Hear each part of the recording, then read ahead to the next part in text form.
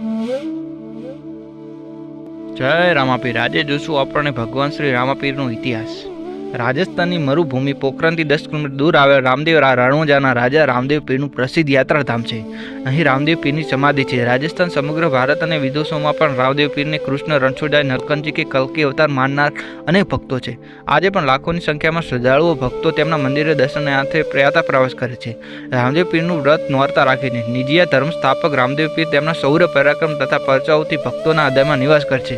બાબા રામદેવજી મહારાજ તંવર રાજપૂત કુળના રાજા હતા, જેઓ હિન્દુ લોકોને ભગવાન શ્રી કૃષ્ણનો અવતાર માને છે। પ્રભુ શ્રી કૃષ્ણ જ બાબા રામદેવ તરીકે પૃથ્વી પર અવતાર્યા હતા। ઘણા તેમને ભગવાન વિષ્ણુનો પણ અવતાર માને છે। રામદેવ પીરનો જન્મ આજથી 600 વર્ષ પહેલા રાજસ્થાનના બાડમેર જિલ્લાના કાશ્મીર ગામમાં સંવત 1409ની ભાદરવા સુદ બીજના દિવસે થયો હતો। તેમની માતાનું નામ મિનલ દેવી અને પિતાનું નામ અજમલ રાય હતું। તેમના પિતા આ વિસ્તારના રાજા હતા। કાશ્મીર ગામમાં હાલમાં રામદેવ તરીકે ઓળખાય છે। રામદેવ પીરને ભગવાન શ્રી કૃષ્ણનો અવતાર માનવામાં આવે છે। ખાસ કરીને રાજસ્થાન અને ગુજરાતના તેમના મંદિરો વધુ જોવા મળે છે।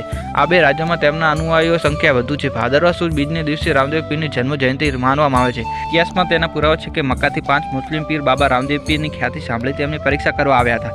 તેમણે રામદેવ પીર બાબાના પરચાનો જાતે અનુભવ કર્યો અને બાબાને રામશાહ પીર નામ આપ્યું। ત્યારથી મુસ્લિમ લોકો પણ રામદેવ પીરને એ જ માને છે અને આદરથી પ્રભુ ગણે છે। તેમના પૃથ્વી પર નિયત કારણે અંતે શ્રી બાબા રામદેવ પીર 1459માં સમાધિ લીધી। એ સમયે તેમની ઉંમર 42 વર્ષની હતી। બિકાનેરના મહારાજા ગંગાએ 1931માં તેમની સમાધિ પર મંદિર બનાવ્યું। બાબાના ભક્તો રામદેવ પીરને ચોખા, શ્રીફળ, ચૂરમું, ગુગળ, ધૂપ અને કપડાના ઘોડા ચડાવે છે। તેમની સમાધિ આજે પણ રાજસ્થાનના રામદેવ પાસે આવેલી છે।